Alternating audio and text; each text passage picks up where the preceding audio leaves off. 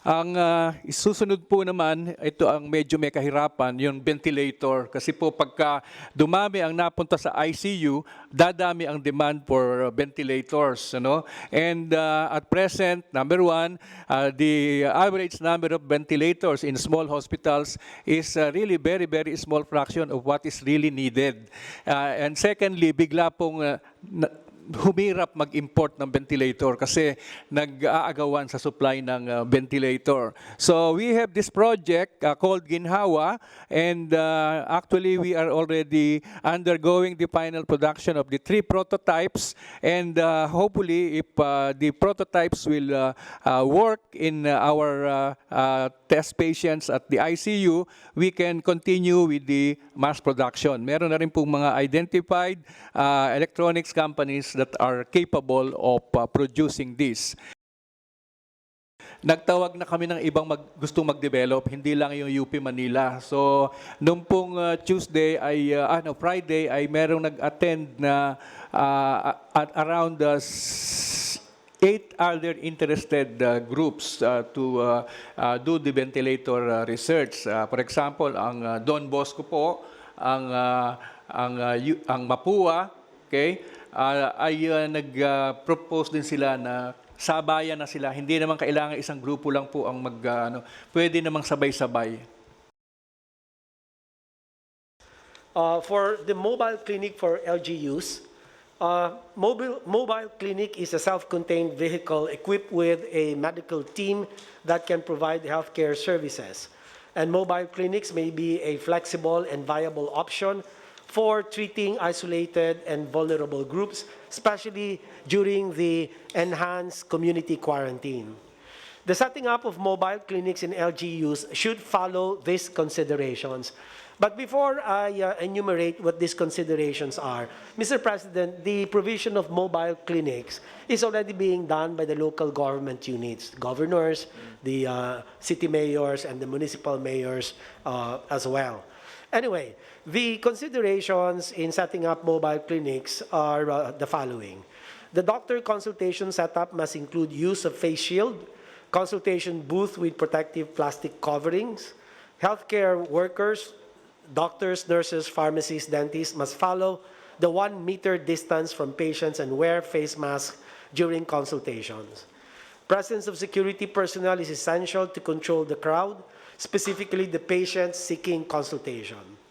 And lastly, the number of patients to be accommodated by the mobile health team should be limited to prevent mass gathering of people, which is consistent with our guidelines in the implementation of the enhanced community quarantine.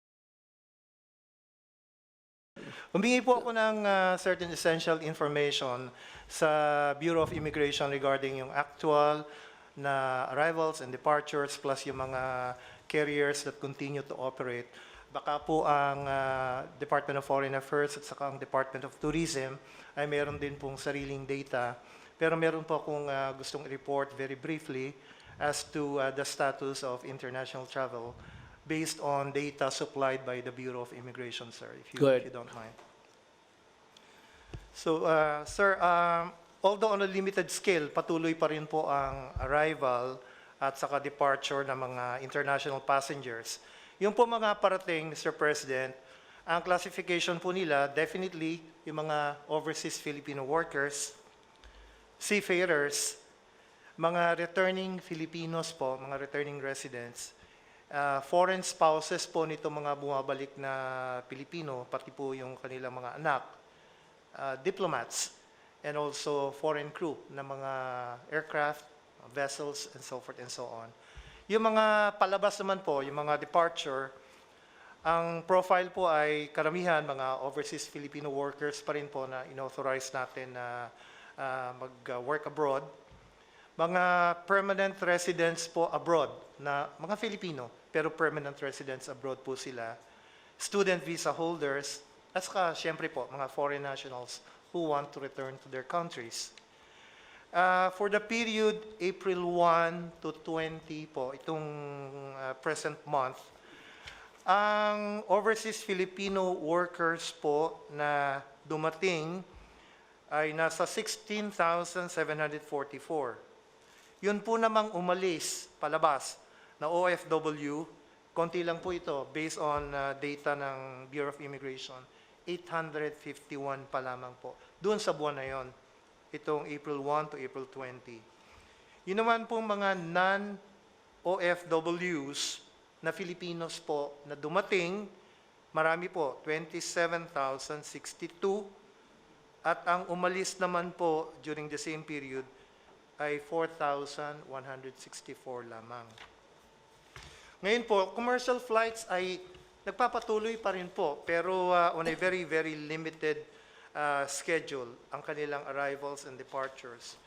Ang karamihan po sa mga airlines na ito ay kasama po ang Hong Kong Airlines, Cathay Pacific, Eva Air, All Nippon Airways, Royal Brunei, China Airlines, Qatar Airways, Korean Air, Asiana Air, Singapore Airlines, Japan Airlines, Kuwait Airways, Gulf Air, Malaysia Airlines, Etihad, Emirates, Jetstar, at Saudia.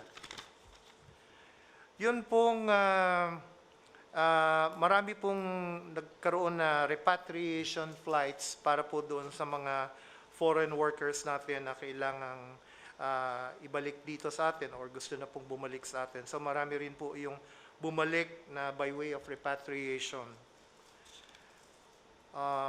Yun sa mga foreign nationals naman po, ang arrivals po, hindi lang po declassified kung anong nationality, pero po for the same period, Mr. President, meron pong record ang immigration na dumating na 914 foreigners during that period of April 1 to April 20.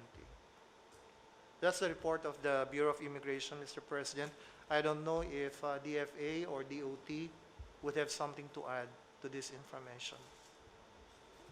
Yes, Verna. Yes. Mr. President, well, foreigners as a general rule are not allowed because all issued visas were canceled as of March 22. And all visa waiver agreements were suspended as of March 22. Definitely no tourists are allowed in the country. So those are allowed, as what Sec. Guevara has mentioned, are foreign spouses and children who are traveling with the Filipino national, and foreign government and international organization officials and their dependents. Of course, the OFWs. But tourists, zero.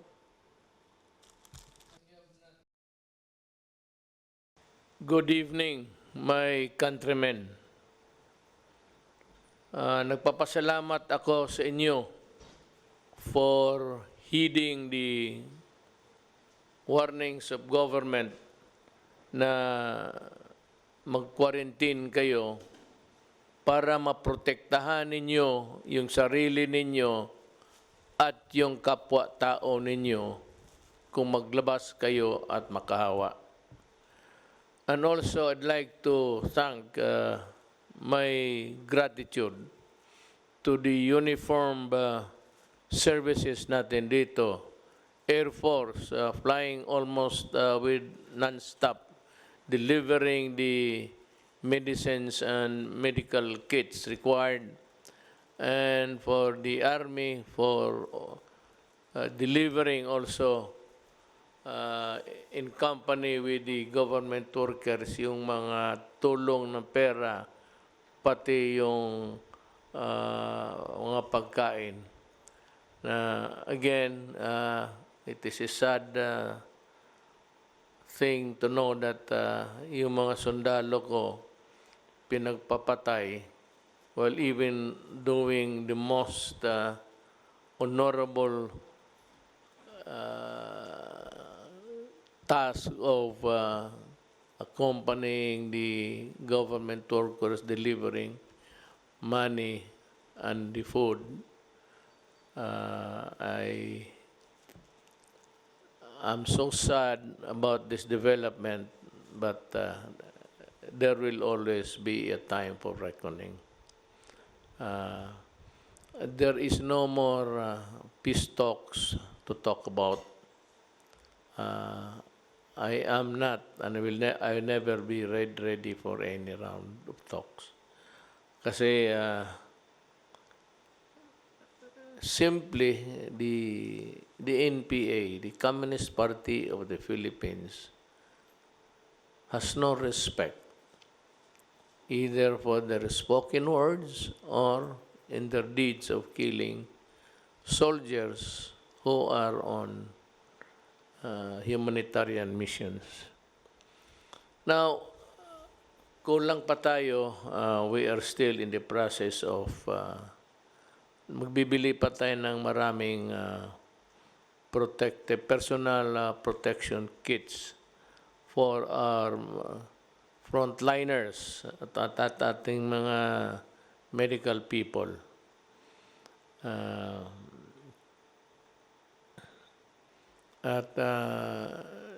I am informed that this will be completed in due time. Ang utos ko ngayon is i-deliver ninyo yung medicines kay General Galvez, Secretary Galvez, sa kanya. Huwag na sa City Health because City Health has no manpower to attend to all of these things. Ito naman kasi sa Galvez, he can distribute the burden to the different participating government agencies. And for one, gusto kong madalian, so i-deliver ninyo ito if it's intended for the provinces outside of Metro Manila. Yung malayo, it's being ferried by plane. Yung malapit lang, of course, by land. Pero gusto ko na dumating sa madaling panahon. And to this end, I have requested na yung para sa mga malalayo na lugar, i-deliver na lang ng Air Force doon sa TOG at kunin sa TOG yung mga beneficiaries or recipient if they are near. But if it is intended for a place that's too far away and not easily possible, then we can use the military helicopters, but with one condition, that on the ground there are troops that will secure the crew and the equipment itself. Mahal yung helicopter ko at sayang. Let us not be reckless about this. Ngayon, itong complaints na naghihintay sila, nagpipila sila sa FDA, naintindihan ko yan. Sabi ko nga, nandito man si Attorney Domingo, the head FDA,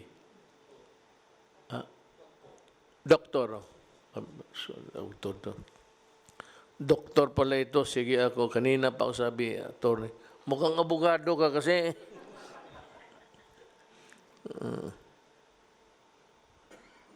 Kasi mama mo, abogado. Yung sabi ko, we are not operating under normal battle conditions, sabi ko. We are operating in a crisis. Kaya, sabi ko, for the FDA and yung kay Boy, Secretary sa DOST, magdoble sila ng tao, and the FDA, pati yung mga laboratories ng DOST Boy, your offices must run 24 hours. So magdagdag kayo ng maraming medtech o yung mga nakagraduate na ng doktor, naghihintay lang ng results, or anybody nandyan sa health services, if you want to give your services, volunteer, I have authorized this both this itong dalawang opisina, FDA pati yung DOST, to employ as much as many that would be required para magmadalian and to enable the agencies to work day and night. Sabi ko kasi we are fighting a war here, a crisis. So yun ang gusto kong masabi sa inyo. And yung hindi pa nakatanggap, let us know by radio or what. Magreklamo kayo ng mga radio stations ninyo dyan o doon sa mayors ninyo, barangay captain when the mayors. Yan ang ating configuration ng gobyerno natin. Governors, mayors, municipal mayors, city mayors, barangay captains. Yan, mag-report kayo dyan, and it's a matter of just using a cell phone. Lahat naman ng cellphone, you can report to the governor, or the governor will just ask Malacañang kung sino pa ba ang those who were left behind. Sino pang hindi nabigyan. Kasi pagbigyan namin lahat.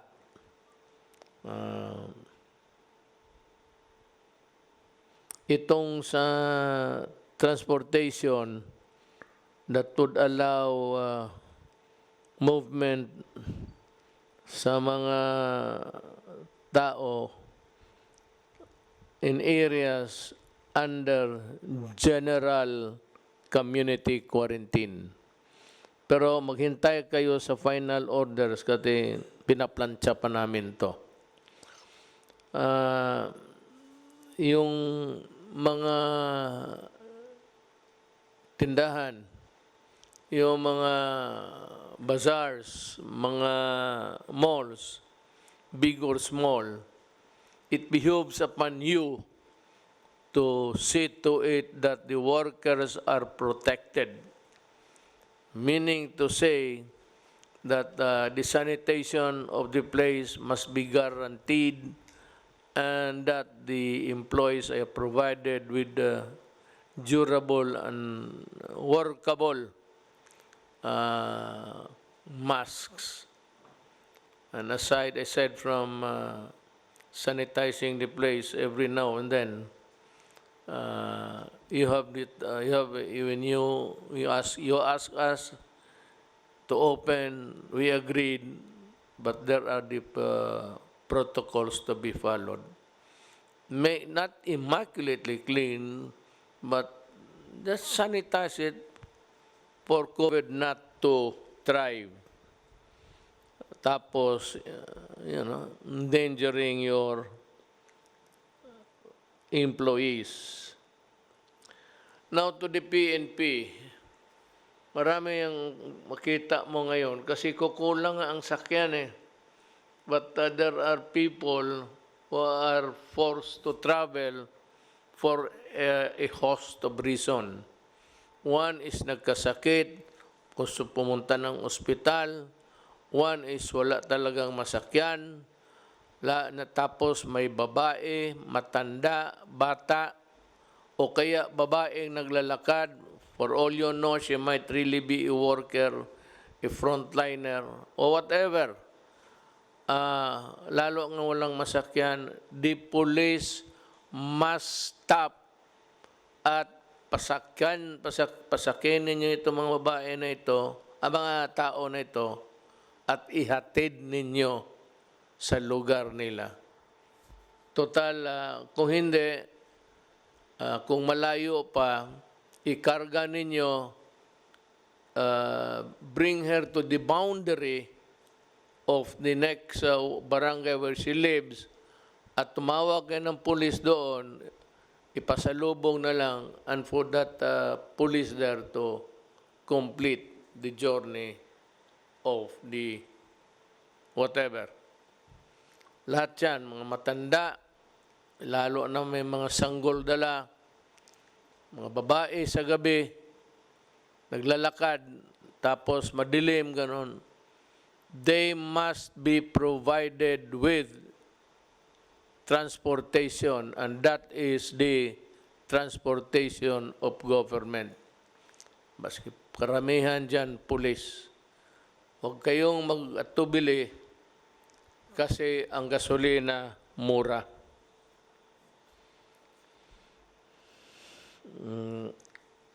Yun lang man siguro. Wala naman akong malapit na. Yung iba naka-lockdown pa rin. Tayo, we might open partially. Construction workers and things like that. You wait for the... Lalabas na yung modified ang natin, quarantine. So we will allow sectors of society that are not, di talaga nagdidikit-dikitan. Ang problema nito kaya modified muna eh. Kasi kung magsiksikan kayo dyan sa LRT na naman, wala nang katapusan ang problema natin. It will never end. And it will bring us down and down. I'm happy to report that the Philippines has maintained its credit rating of BBB plus. Hanggang ngayon, yung iba nagbagsakan na. And because, bala mo bakit? Kasi naniwala kayo, yung iba kasi late nag-lockdown, yung iba kung ano pa, tayo sunod kaagad sa batas, pagsabi gawain to, tapos ang mga trabahante ng gobyerno, for the time na wala pang lockdown, mahusay. They were really working. And let us not forget government and to mga cabinet members, they are working, and the military and the police. Naawa ako sa kanila, kulang sa tulog, hindi sapat sa sahod, pero that is how it is. Pumasok tayo dyan, magtiis tayo. But what is really very telling there is that we are serving our fellow human beings. Maraming salamat po. Nagbibigay pugay po ang Presidente at ang buong sambayan ng Pilipino sa ating mga sundalo na inalay ang kanilang mga buhay o di naman kaya ay nasaktan sa iba't ibang engkwentro na kailan lang po ay mga nangyari. Unang-una po, yung mga napatay po sa engkwentro laban sa Abu Sayyaf sa Paticol, Sulu noong 17 April 2020. Ang mga naging bayani po, sila First Lieutenant Rogelio E. Delihero Jr., Staff Sergeant Jason P. Gazingan, Staff Sergeant Alexander B. Bolesa, Corporal Rasul B. Awowas, Corporal Ernesto L. Bautista Jr., Corporal John Michael T. Manodom, Corporal Mark Dexter U. Montenegro, Corporal Jomar A. Ninyalga, Private First Class Benson A. Bongurik, Private First Class Jomel N. Pagulayan, Private First Class Primark P. Valleser, at Private G. Don T. Usman. Yung mga nasugatan po sa engkwentrong ito, pinagbibigay pugay din po natin, Sergeant Oliver Y. Salvador, Corporal Jesus T. Henora, Corporal Eric A. Curioso, Corporal John D. B. Sabaway, Corporal Apollo D. Papa, Corporal Narciso N. Salibad Jr., Private First Class Odit P. Flores, Private First Class JP L. Madawing, Private First Class Solomon T. Ngayak, Private First Class Robert M. Arias, Private First Class John Paul G. Manuel, Private First Class Jezrael U. Sapo, and Private RJG Esteban. Nagbibigay pugay din po tayo sa kabayanihan ng mga ating mga sundalo na namatay po sa engkwentro laban sa CPP-NPA sa Himamaylan, Negros Occidental noong April 19, 2020. Ang ating mga kasundaluhan po ay nagbibigay po ng community security control doon sa mga namimigay ng cash assistance doon po sa programa ng DSWD Social Amelioration Program beneficiaries. Ang tatlong naging bayani po, Second Lieutenant Ralph Amante C. Abibico, Private First Class Carl Venice S. Bustamante, Corporal Joel C. Nobleza. Ang mga nasugatan po, Corporal Lismer J. Tumayaw, Corporal John Chris M. Laus, Private First Class John Paul M. Johnson, at Private First Class Alexis I. Mepranum. Meron din pong 8 wounded in action nung nagkaroon po ng engkwentro laban sa Abu Sayyaf sa Patikon, Sulu noong 22 April 2020. Sila Second Lieutenant Cesar de Vera Lipana, Staff Sergeant Jerwin Badong Uday, Corporal Julie Montebon, Corporal Warren Datoon, Corporal Jeston Gaceta, Corporal Jeffrey Aizon, Private First Class Bernard Tuday Beag, Private First Class Jener Bareo. Meron pong isang naging bayani doon po sa engkwentro laban sa CNT members sa San Fernando, Masbate noong April 19. Ang napatay po ay si Corporal Christopher A. Desalisa. Doon po sa engkwentro laban sa CNT members sa Aurora noong 21 April 2020. Itong mga napatay po at nasugatan ay ganun din po, nagbibigay po sila ng advanced security patrol para po sa operation o para po doon sa mga namibigay ng cash assistance ng DSWD's Social Amelioration Program beneficiaries.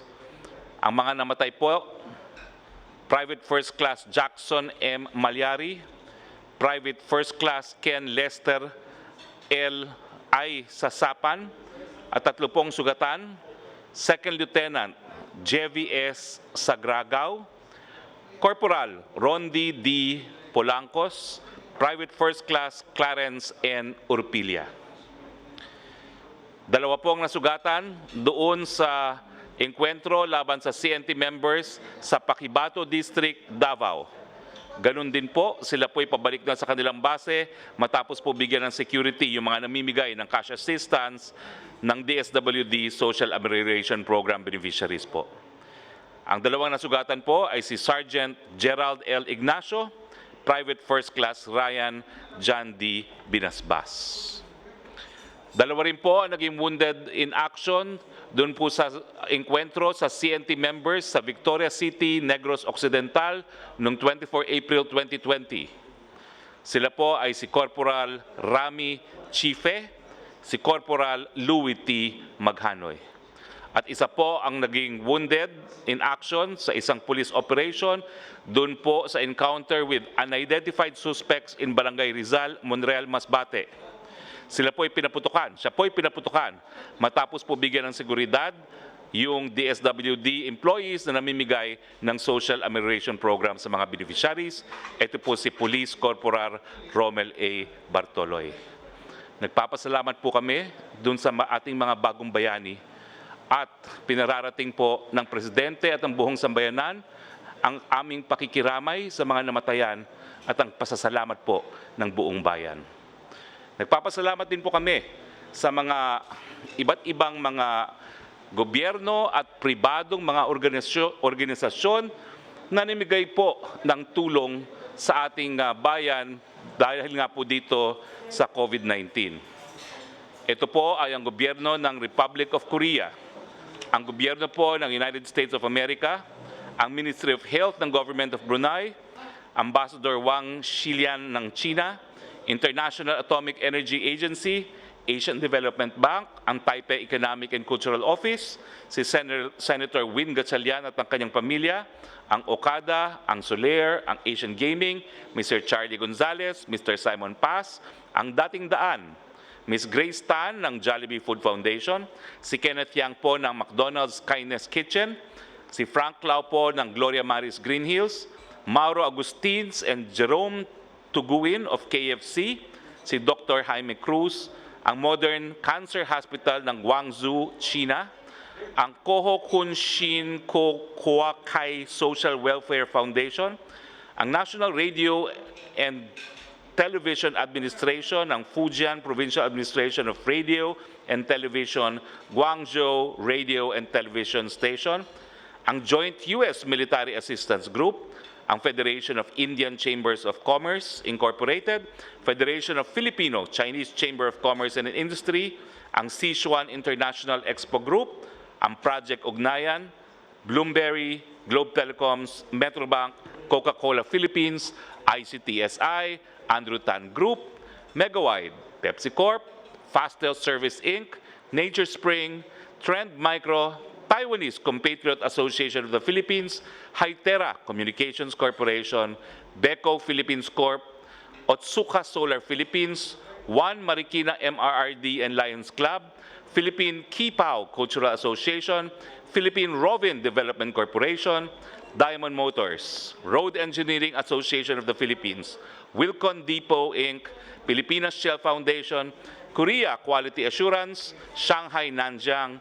Korean International Cooperation Agency, Christ of Jesus Christ of Latter-day Saints, HTP Clothing, Deluxe Pharma International Inc., Mr. Ramon Tulfo, Mr. Nicky Romero, Mr. Raymond De Los Santos, Mr. Carlos Gonzalez of GC8 Kenming Inc., Mr. Jacques Dupasquier, Mr. Kim Wong, AstraZeneca Pharmaceuticals Inc., Philippine Institute of Civil Engineers, Mandawi Foam, Denso Philippines, Vikings Luxury Buffet, Binalot, Heaven's Touch Cuisine, The Lunchbox Project, Frontline Feeders, Cebu Pacific, Safeguard, Bello Medical Group, Rabisco, Oyo Hotels and Homes, Boy Scouts of the Philippines, Towns Foundation, Art Relief Mobile Kitchen, Gokongwei Brothers and the Generics Pharmacy at Hotel Sogo.